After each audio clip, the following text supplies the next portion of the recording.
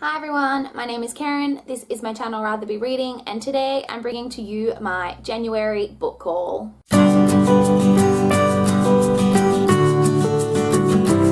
So I thought I was doing really well in January and not getting too many books from my library, and then when I came to film this video and I looked at the pile of books that I'd picked up from my library in January, and there are quite a few here, but I have been requesting some books to meet some of the challenges from the Around the Year in 52 Books challenge that I don't think that I'll meet just with my own general reading. So I'm not too fussed about it, and I have been doing a lot of reading in January, so again, like I said, I'm not really too worried. I do also have some books that I purchased with my own money that I'll show you at the end, but as usual, let's start with the library books. The first book that I picked up from the library is Poison Pen by Emily Rodda. This is the 10th book in the Teen Power Inc. / Ravenhill mystery series, which I have been rereading from my childhood and really enjoying, so I picked up this next installment in January. Next, I picked up Dark Thaw by Kate A. Borman. This is the sequel to Winter Kill by Kate A. Borman, which I read last year and I really enjoyed. I actually included that book in my top 15 books of 2015. And this is the sequel, which I haven't read yet. I'm really excited. This is a trilogy, so this is just the second book, but I'm really excited to get to it and find out what happens next. Next, we have The Moonstone by Wilkie Collins. I read The Woman in White by Wilkie Collins in December and I absolutely adored it. I gave it 5 stars. I have a review for that book, which I will link for you guys. This is the other book by Wilkie Collins that when I kind of did a bit more research, when I discovered how much I love The Woman in White, that I heard kind of the most good things about. So I decided to pick this one up from my library, and so I can check this one out. This is another kind of thicker book. The Woman in White was like over 700 pages. This one is not quite 500 pages, but the writing is like really small, if you can see that. So this probably will take me a little bit to get through as well, being a classic as well, although I do think Wilkie Collins' writing, even though it is classic, he writes classics, obviously. I did find it really accessible, so I'm really excited to pick this one up, and I hope that I love it as much as I did The Woman in White. Next, we have The Nightingale by Kristen Hanna. I picked this one up to fulfill the challenge of reading a book that is the highest rated on your TBR. So I went to my Goodreads to read shelf and I sorted it by rating, and I then discounted the books that haven't been released yet, so I only have a handful of ratings of people rating it 5 stars before it's actually even been out. And this book has a 4.7 rating on Goodreads. So it is definitely my highest rated book that I have on my TBR. This is, I believe, a historical fiction. I think it's set in Paris. I don't really know actually too much about what it's about, but I obviously marked it as to read a while ago. I was interested in reading it, and the cover I think is really like pretty, with this like gold foiling, and I quite enjoy historical fiction, and obviously people think it's amazing, so I can't wait to pick this one up. Next, we have Saga Volume 5 by Brian K. Vaughan and Fiona Staples. It's been quite a while since I read Volume 4. I've been on the waiting list for this at my library forever, and it finally came in, and I'm so excited to get to it and find out kind of what happens next with all these characters, because I really adore this series. Next, we have Mr. Penumbra's 24-Hour Bookstore by Robin Sloan. This one I picked up to meet the challenge of reading a book about books. This was on a list of books about books. I've heard really good things about this. I don't know really too much about what this is about, except that it's set, I guess, in a bookstore, but I've heard good things about it, as I said, so I'm excited to check it out. Next, we have 7 Up by Janet Evanovich. This is the 7th book in the Stephanie Plum series. This is just a chick lit story that follows a woman who is a amateur bounty hunter. It's just a really lighthearted series that I've been reading, and this is the next installment that I picked up. Next, we have The Missing Millionaire by Emily Rodda. This is the 11th book in the Teen Power Inc. / Ravenhill mystery series, and as I mentioned before, I've been rereading this, and this is the 11th installment.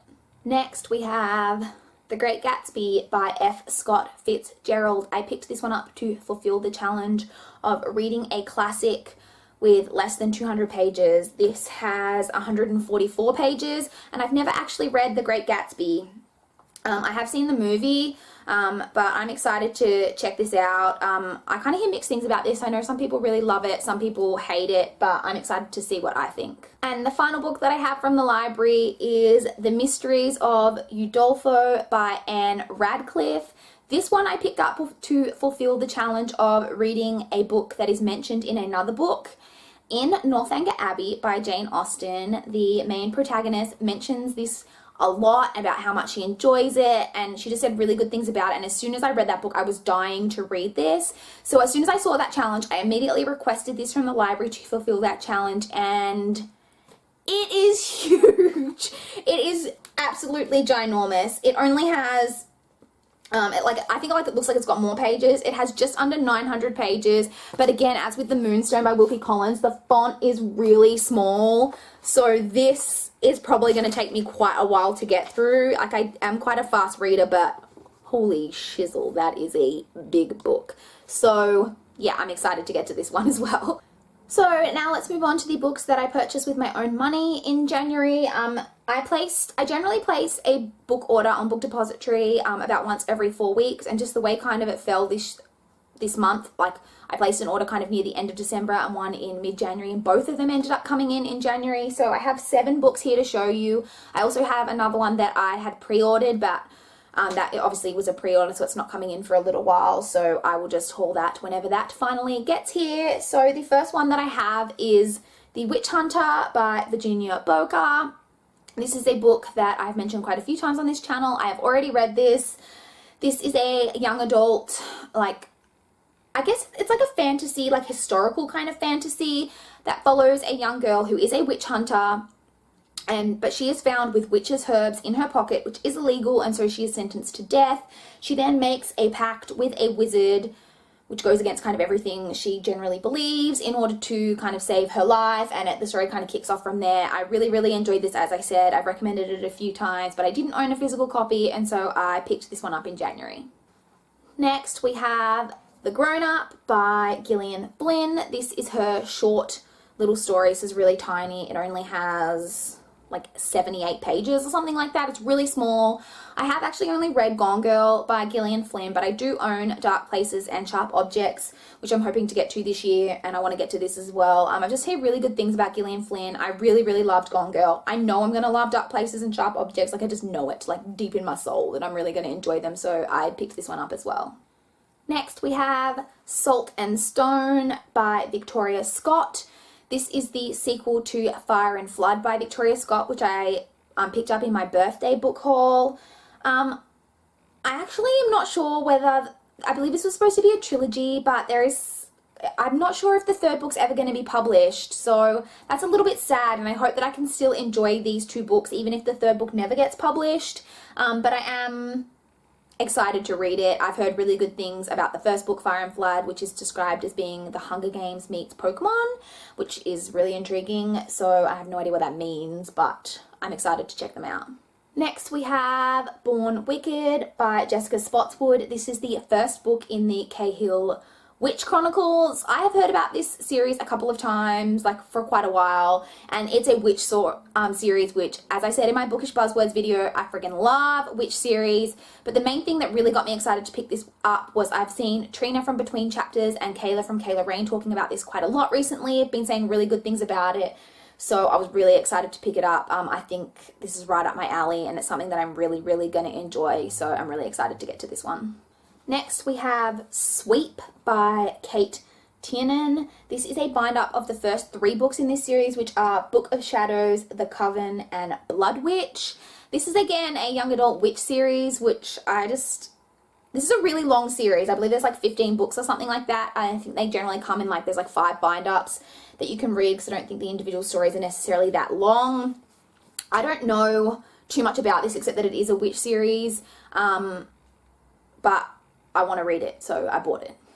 Next, we have Starcursed by Jessica Spotswood. This is the second book in the Cahill Witch Chronicles that I mentioned earlier.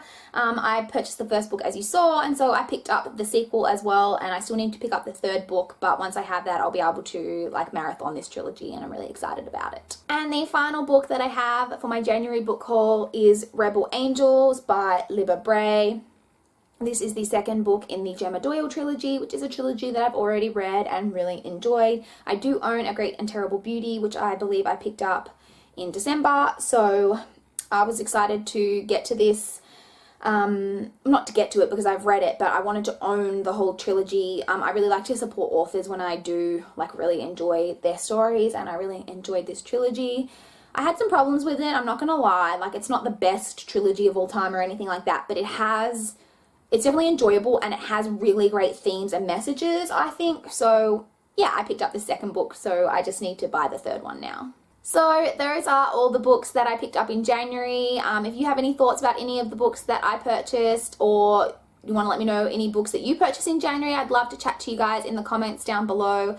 Please like this video if you liked it. Please subscribe if you want to see more. But that's all I've got for this video today. Bye guys!